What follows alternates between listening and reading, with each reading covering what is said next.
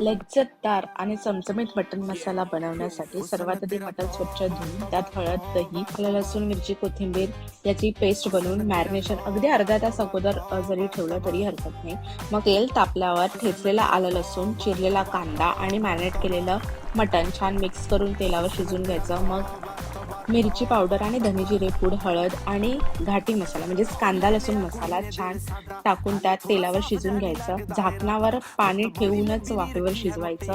कांदा आणि खोबरं मी भाजून त्याचं वाटण करून त्यात 15 मिनिटांनी ते टाकायचं. मीठ, गरम मसाला, स्मोकी फ्लेवरसाठी मी करवंटी जाळून त्यावर तूप सोडून त्यानंतर झाकण दिलं आणि 10 मिनिटं मी ठेवून दिलं बाजूला.